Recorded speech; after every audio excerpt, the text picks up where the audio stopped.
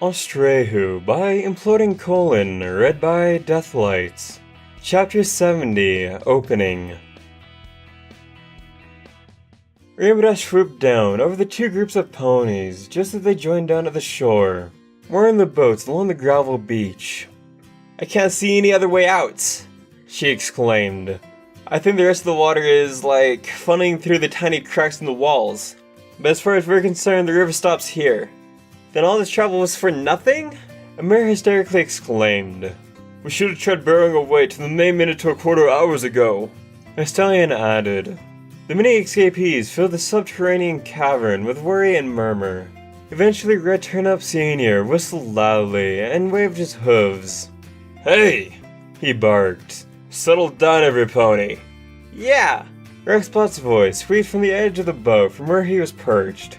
"What my dad said!" "I've got this, Spotty," Red replied, then glanced at the rest of the group.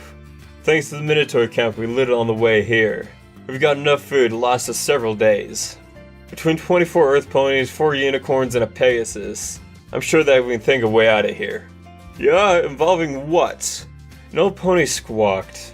"A machine made out of 4 horns, 2 wings, and 116 hooves?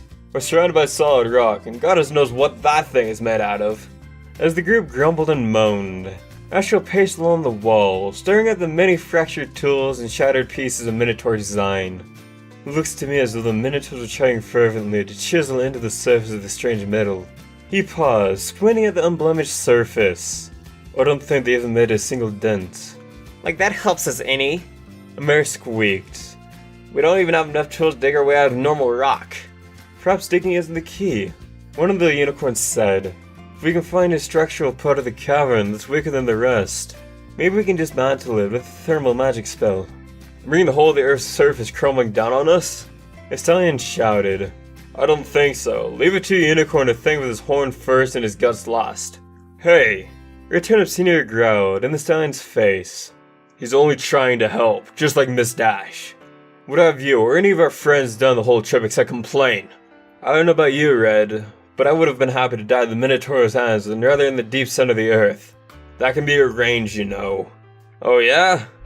Red and the other stallion clutched to butting heads. The rest of the prisoners crowded around them, trying to pull the two apart.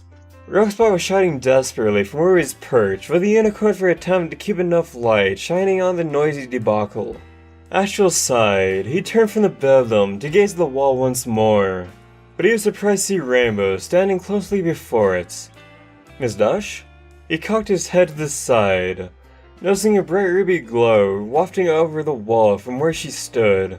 Rainbow was leaning so close to the shiny surface of the structure that her breath was beginning to condense over the strange metal. Her pen was glowing more and more intensely as she studied a tiny section of the material. Astral trotted up to her side. "You said you've seen this sort of thing before."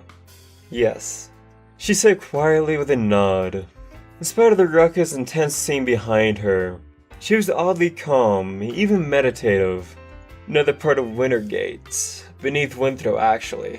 She looked at the familiar pattern of a hoofprint on the left, blended over by a shimmering sun on the right. She glanced at Astral. "I'm guessing you can't see the symbol?"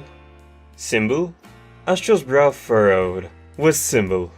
"The hoofprint and the celestial crest." Astral slowly shook his head, speaking under the commotion behind them. "Sounds like you're describing hieroglyphics of some sort. But I can't see anything, Miss Dash. Do you?" "And how?" she murmured, raising a hoof. She felt a wave of dizziness overcome her. Astral tried to support her, but she gently brushed him off. No, I think I can." "You can what?" She said nothing, merely raising her hoof to the wall, contacting where the left print was.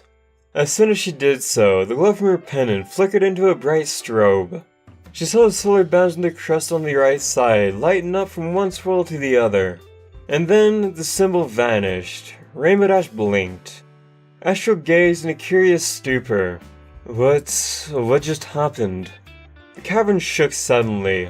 The scuffle behind them came to a stop as the many escapees turned and gawked at the wall. The metal surface rippled and then slid open like a mechanical door. A low sound hummed in the air above the underground lake. A massive entrance just appeared. through which a gigantic chamber could barely be seen from beyond the shadows. What's in the sun goddess' name? Austraeoh stammered, staring up, at the impossibly high ceiling just beyond the open chamber. Is this another cave? A temple? Certainly isn't a squash court. Rainbow murmured. She looked at every pony, grinned helplessly, and took a step into the gigantic hollow. As soon as her host made contact, several groups formed in the metal surface of the interior. The lines lit up as if from within, and slowly a silver glow rose throughout the insides, illuminating an impossibly large corridor filled with immaculate pillars, ceiling struts, and walkways. The place looked like it was carved out of solid marble and melted over with liquid metal. What was more, in the far distance, coming alive with an unnatural light, the shape of gears and machine parts became noticeable.